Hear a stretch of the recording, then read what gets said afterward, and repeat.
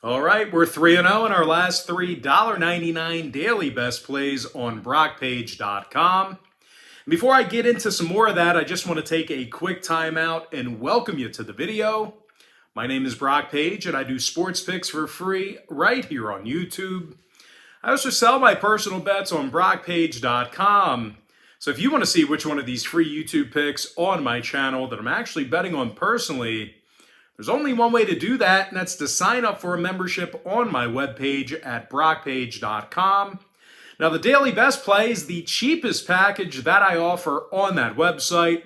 It costs just $1.99, and you're going to get access to those daily bets every single day all the way through the end of March for just the one-time fee of $1.99.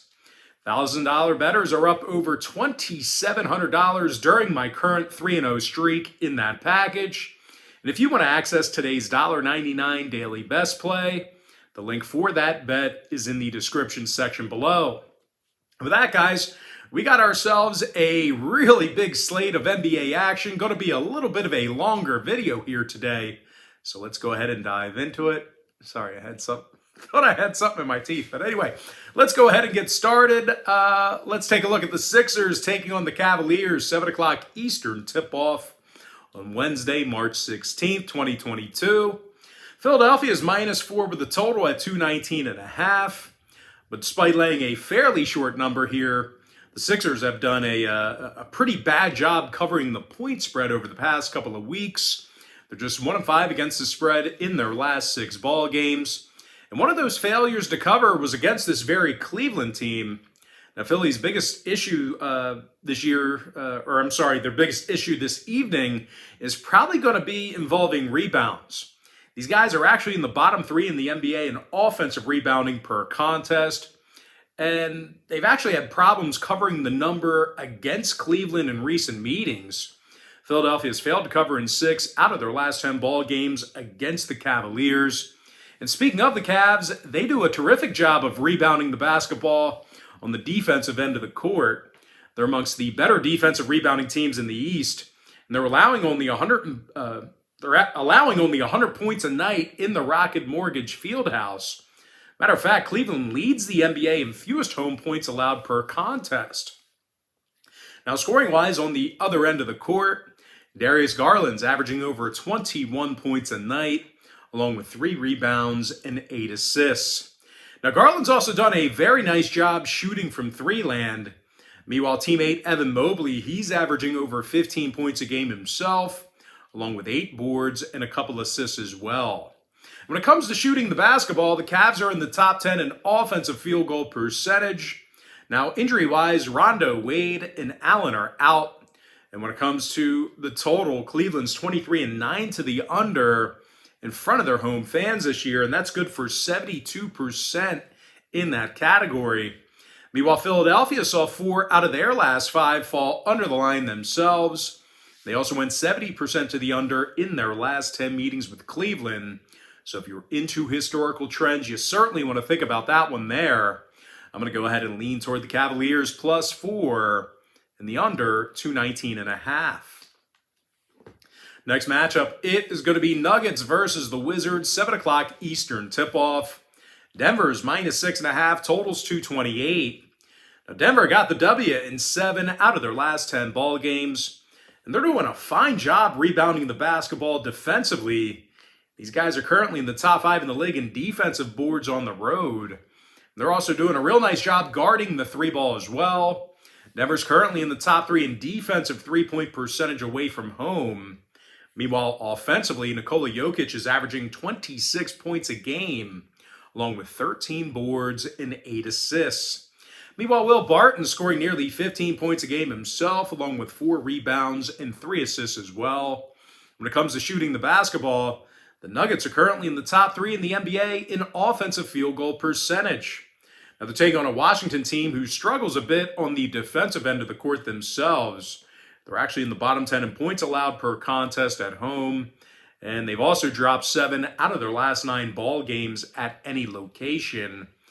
And I'll tell you this much, if having Bradley Beal on the sidelines for the rest of the season wasn't bad enough, well, these guys are actually in the bottom 10 in shooting the three ball, and they do a bad job of grabbing offensive rebounds. So, you know, you got to think about that one there. Anyway, total-wise, Washington's 21-13 to the over at the Capital One Arena. 9-1 to the over in their last 10 ball games at any location. Meanwhile, Denver saw 4 out of their last 6 get over the line themselves. Now, real quick, when it comes to the injury report, Gordon, Green, and Najee are questionable for the Nuggets. But regardless of those injuries, I'm going to lean toward Denver -6.5 and the under 228. Next contest, it is going to be Hawks versus the Hornets, 7 o'clock Eastern tip-off. Charlotte's -1.5 with the total at 238. Now, the Hornets won their last 2 straight, and they also covered in 4 out of their last 6. And as much as Charlotte struggles defensively, they can certainly light up the scoreboard. You guys already know that. These guys are in the top 3 in scoring on average per contest, and they're led by Miles Bridges, who's scoring 20 points a game, along with 7 boards and 3 assists. Now, here's a name you haven't heard in a while, Terry Rozier. He's scoring over 19.5 points per contest. He's actually doing a real nice job shooting the 3 ball. Terry, really turning it on here in the second half of the season. And I'll tell you what, speaking of shooting the 3 ball, Charlotte's currently in the top 10 in the league in offensive 3-point percentage. Now, they're taking on an Atlanta team who doesn't win a lot of games away from home. Atlanta's gotten the W in just 12 out of 33 road games. And they're covering in only 30% of those contests. Now, Atlanta's biggest problem is their defensive play.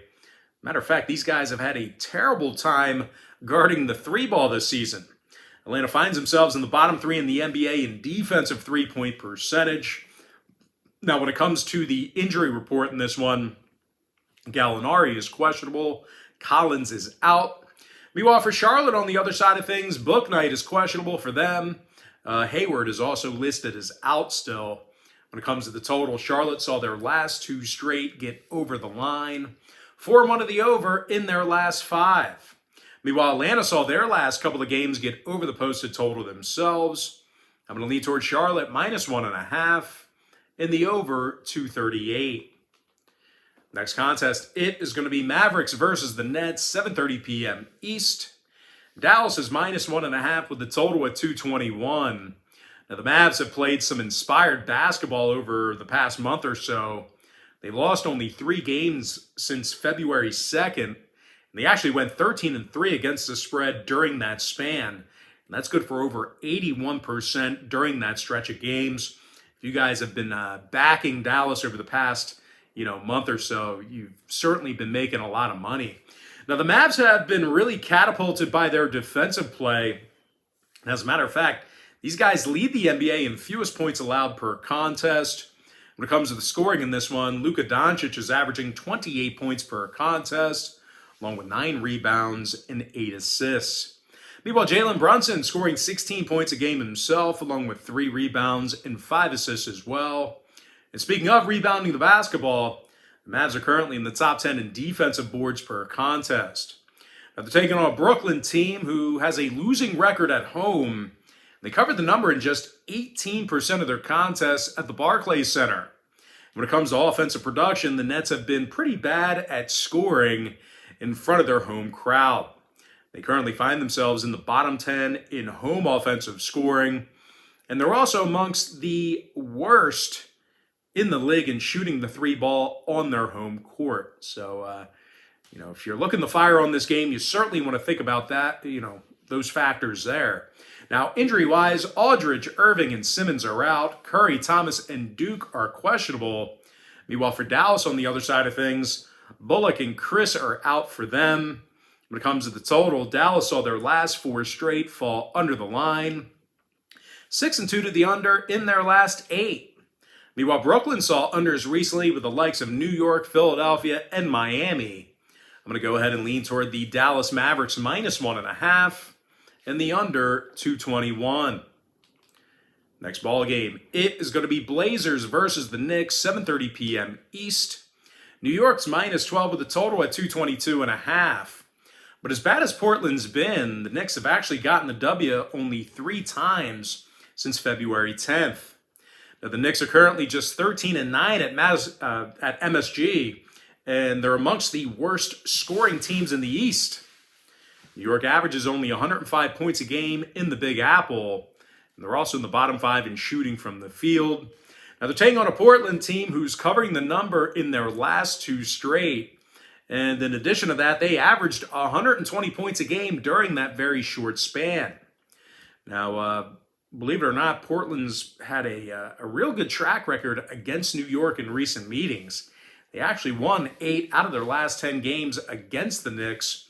And they held them to only 101 points per contest during that span. Now, offensively, Josh Hart's leading the charge with 14.5 points a game, along with 7 boards and 4 assists for Portland. Meanwhile, Brandon Williams, he's scoring over 13 points a game himself, along with 3 boards and a couple assists as well. And, even though the Blazers don't do a whole lot right, not going to deny that, but even though they don't do a whole lot right, they have gone 15-11 straight up against Eastern Conference opponents this year. So doing a pretty good job against the East. Now, injury-wise, Bledsoe, Nurkic, and Simons are still out. Winslow is questionable. Meanwhile, for the Knicks, Noel and Grimes are out for them. When it comes to the total in this one, 3 out of New York's last 5 outings fell under the posted number. They also went 8-2 to the under in their last 10 meetings with Portland. So once again, if you're into historical trends, plenty of unders to go around. Meanwhile, the Blazers on the other side, they saw unders recently with Utah, Minnesota, and Phoenix. I'm going to lean toward Portland plus 12 in the under 222.5. Next ball game, it is going to be Lakers versus the Timberwolves, 8 o'clock East. Minnesota's -9 with a total at 241. And even though I'm not a huge fan of this number in this spot here, I really don't think the Lakers have much of a shot to cover anything at this point. They've won only 3 ball games since February 5th, and they covered the number in only 28% of their contests during that time frame I just mentioned. Now, when it comes to playing on the road, the Lakers haven't even reached double-digit wins yet. These guys are just 9-22 straight up while traveling this season. And no real surprise here, they currently find themselves in the bottom 5 in points allowed per game. And, that's certainly bad news for Lakers fans because they're going up against a Minnesota club who scores more points per contest than any other team in the league. Of course, most of that is thanks to Karl Anthony Towns, the big guy, who's averaging over 24.5 points a night, along with 9 boards and 3 assists. Now, the big man's also drilling 41% of his shots from beyond the arc. Meanwhile, Anthony Edwards is scoring 21 points a game himself, along with 4 rebounds and 3 assists. Now, when it comes to rebounding the basketball, Minnesota's in the top 5 in the league in offensive boards at home. When it comes to the injury report, Beverly, Vanderbilt, McLaughlin, and Reed are questionable. McDaniels is still out. Meanwhile, for the Lakers on the other side of things, Howard, LeBron, and Horton Tucker, they are all listed as questionable. And of course, Davis and Nunn, they are still out indefinitely for LA. Now, total-wise, Los Angeles saw 5 out of their last 7 get over the line. They're also 18-13 to the over as the official away team.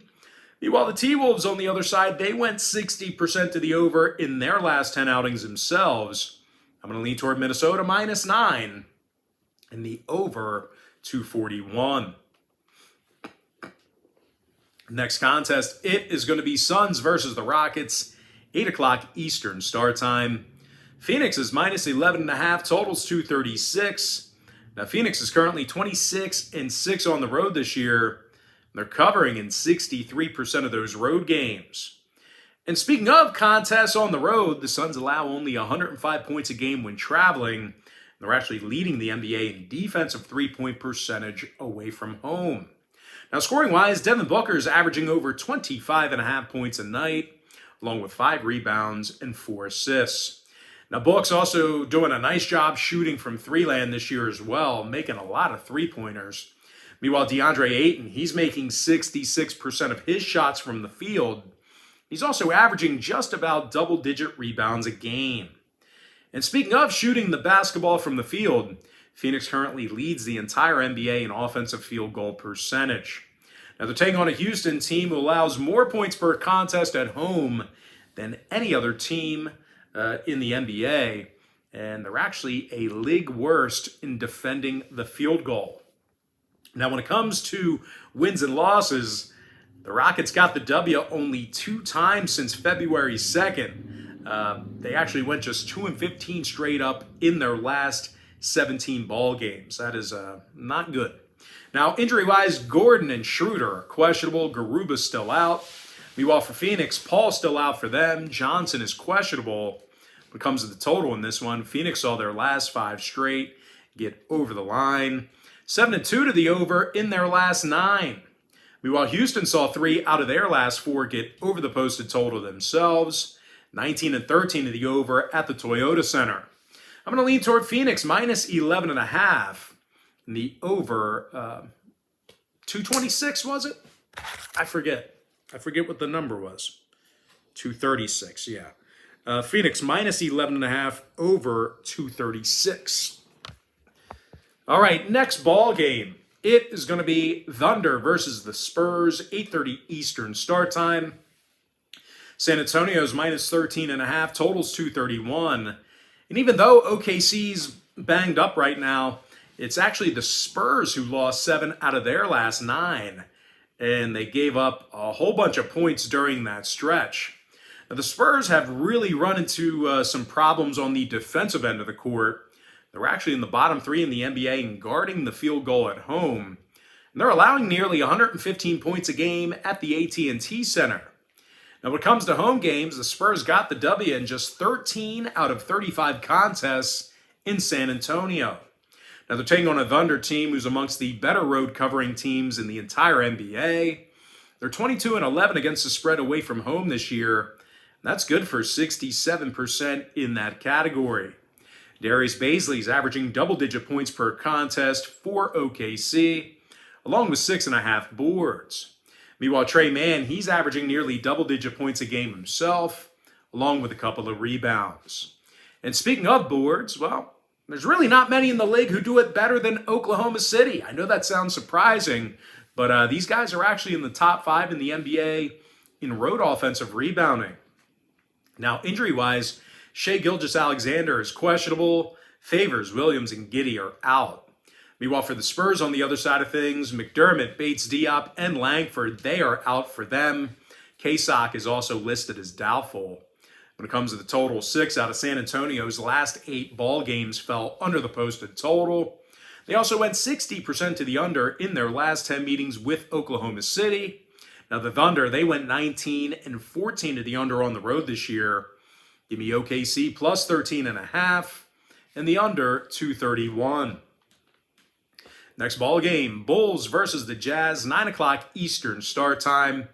Utah's minus 5, totals 224.5. Now, Utah is 24-11 at the Vivint Arena this year, and they're arguably the best rebounding team in the game. Utah's in the top 5 in offensive boards, top 3 in defensive rebounding at home. Rudy Gobert is leading the NBA with over 14.5 rebounds a game, along with 15.5 points.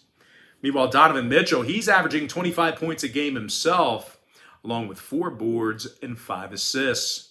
When it comes to offensive production in this one, Utah is currently in the top 3 in home scoring.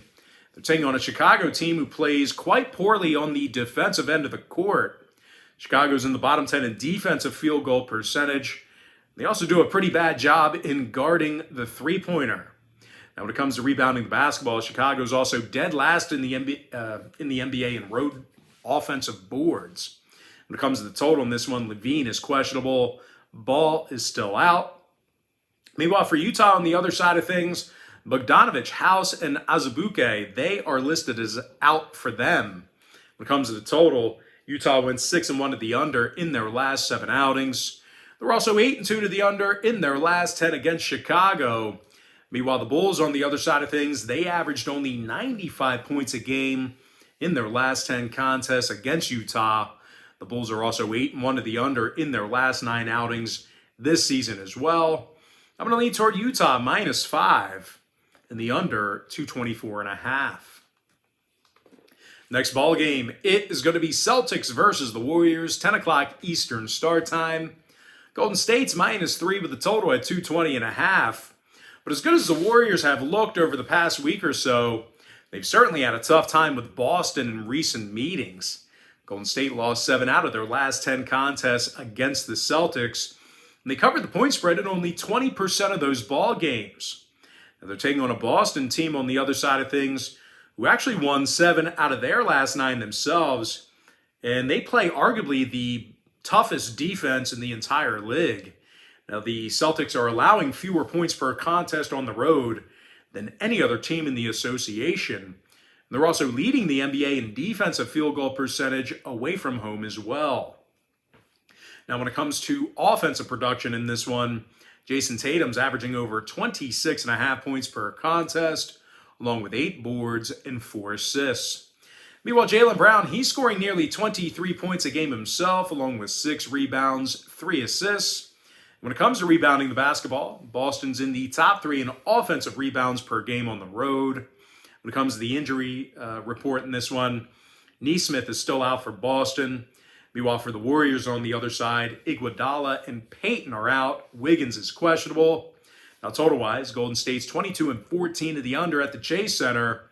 They also averaged just 102 points a game in their last 10 meetings with Boston. Now, the Celtics on the other side of things, they saw unders recently with the likes of Dallas, Charlotte, and Atlanta. They also went 8-2 to the under in their last 10 against Golden State. I'm going to lean toward Boston +3 in the under 220.5. Next ball game, it is going to be Bucks versus the Kings, 10 o'clock East. Milwaukee's -9, totals 242. And even though the Bucks have been rolling, they did fail to cover against the likes of Golden State, Miami, and Brooklyn recently. Now, the Bucks also allow more third-quarter points per contest than any other team in the NBA. They're taking on a Sacramento team who has done a real nice job covering the point spread lately. They were actually 7-2 against the spread in their last 9 ball games. And they also find themselves in the top 10 in the NBA in shooting the 3-ball at home. Now, Harrison Barnes, he's drilling nearly 42% of his shots from downtown. He's also averaging 17 points a game. Meanwhile, teammate De'Aaron Fox, he's actually leading the club in scoring with 23 points a night, along with 3 boards and 5 assists. Now, when it comes to offensive production in this one, the Kings certainly like getting off to a fast start. They currently find themselves in the top 10 in first quarter scoring at home. Now, when it comes to the injury report in this one, Lamb and Davis are out for Sacramento. Meanwhile, for Milwaukee on the other side, Connaughton and Bembry are out for them. When it comes to the total, Milwaukee's last 10 meetings with Sacramento all got over the line. Now, Milwaukee also saw overs more recently against the likes of Oklahoma City, Phoenix, and Miami. Meanwhile, the Kings on the other side of things, they saw 3 out of their last 5 get over the posted total themselves. I'm going to lean towards Sacramento +9, keeping this one close. In the over 242. With that, guys, we're going to jump into our next and final matchup of the show. It is going to be Raptors versus the Clippers, 10:30 p.m. East. Toronto's -1 with a total at 215. And even though the Raptors are banged up a bit, they won their last 4 straight, with all those victories coming on the West Coast. And even though we're looking at a razor-thin number here, you still got to consider the fact that Toronto covered the point spread in 64% of their road games this season. So I know it doesn't seem really applicable here because it's just a 1-point spread. Could close out at a pick'em. But still, you gotta consider the fact that these guys have been covering machines away from home this year. Now, Pascal Siakam, he leads the team in points with over 21.5 a night, along with 8 rebounds. Meanwhile, Gary Trent Jr.'s done a real nice job shooting the 3-ball. He's also averaging 18 points a game. Now, when it comes to rebounding the basketball, the Raptors are currently in the top 10 in offensive boards on the road. They're taking on a Clipper team who lost 4 out of their last 6. And they struggled a bit offensively during that span. Now, when it comes to offensive performance in this one, the Clippers have struggled with the ball in their hands for most of the season. They're averaging just 106 points a game. They're also in the bottom 10 in shooting from the field. Now, injury-wise, Morris, Jackson, and Covington are questionable. Preston and Powell are still out indefinitely. Meanwhile, for Toronto on the other side of things, Anunoby is out. Van Fleet is questionable. When it comes to the total in this one, Toronto went 6-2 to the under in their last 8 ball games. They're also 7-3 to the under in their last 10 meetings with the Clippers. Meanwhile, LA on the other side, they went 70% to the under in their last 10 themselves.